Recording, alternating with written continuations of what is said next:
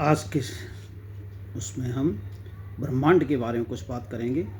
वैसे तो ब्रह्मांड अनेक है, उसका कोई अंत है नहीं, फिर भी जैसे वो है संकल्प मंत्र के अनुसार ओम आद्यम ब्रह्मणे अपि द्वितीय परार्थे श्री श्वेत बाराह कल्पे वेवस्वत मनवंतर अष्टाविशतम कलयुगे, अर्थात ब्रह्मा के 91 वर्ष के पहले दिन का दूसरा प्रार्ध है, जिसमें श्री श्वेत बारह कल्प और वैवस्वत मनवंतर के 28वें कलयुग के 28 से पहले चरण के 5112 वर्ष बीत चुके हैं। विभाजन के अनुसार एक मानव वर्ष होता है 4,32,000 का, इसे एक कलयुग कहते हैं, और 2 कलयुग मिला लिए जाएं तो होता है द्वापर के बराबर, और 3 कलयुग मिला लिया जाएं तो वो होता है त्रेता युग के बराबर। 4 कलयुग के बराबर होता है एक सतयुग, और एक सतयुग को एक संध्या भी कहते हैं। 10 कलयुग के बराबर होता है एक चतुर्युग या महायुग। 74 चतुर्युग मिला दें तो एक बन जाता है मनवंतर, और 1000 चतुर्युग मिला दें तो एक बन जाता है कल्प।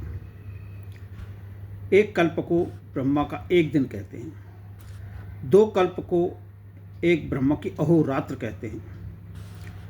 720 कल्प मिला लिए जाएं तो ब्रह्मा का एक वर्ष होता है, और 72,000 कल्प मिला लिए जाएं तो ब्रह्मा के 100 वर्ष होते हैं, और एक ब्रह्मा की आयु होती है 8,000 ब्रह्म वर्ष, और उसे ही ब्रह्म योग कहते हैं।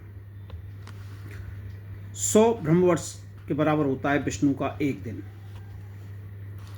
और 1000 विष्णु के दिन के बराबर होता है रुद्र का एक दिन।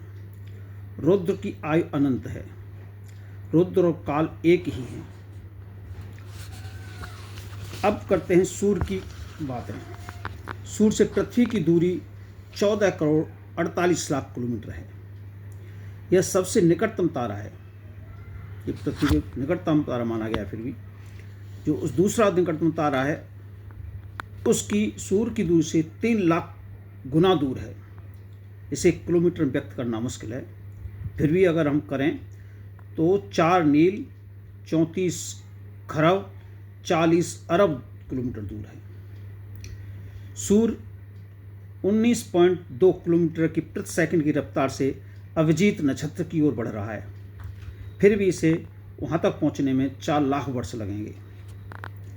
आकाशगंगा भी 435.2 किलोमीटर की प्रति सेकंड से हिसाब से आकाश में घूम रही है। आकाश ब्रह्मांड में कोई भी स्थिर नहीं है। प्रकाश कण 1 सेकंड में 3 लाख किलोमीटर जाती है। यह हमारे ऋग्वेद पहले मंडल के 50वें सूत्र के 4थे मंत्र में है कि सायण भाष्य में लिखा हुआ है। तारे अलग अलग आकार के होते हैं, कोई पृथ्वी के बराबर है और कोई तो सूर्य से भी कई गुना 100 गुना बड़ा है, और सूर्य का व्यास 14 करोड़ 48 लाख किलोमीटर है। महाभारत के अनुसार एक चौथाई निमेष के बराबर एक त्रुटि होती है, और 2 त्रुटि के बराबर एक लब होता है। 2 लब के बराबर एक निमेष होता है, और 5 निमेष के बराबर एक काष्ठा होती है। 10 काष्ठा के बराबर एक कला होती है, और 40 कला के बराबर एक नाडिका, और 2 नाडिका मिलाकर एक मुहूर्त बनता है। 15 मुहूर्त बना लें तो अहोरात्र होती है, और 7 अहोरात्रों को एक सप्ताह कहते हैं। आंखें की गणना आप जानते ही हो। 1 घटी बराबर 24 मिनट, 2.5 घटी के बराबर 1 घंटा होता है। 4 घड़ी मिला दें तो 1 मुहूर्त बन जाता है।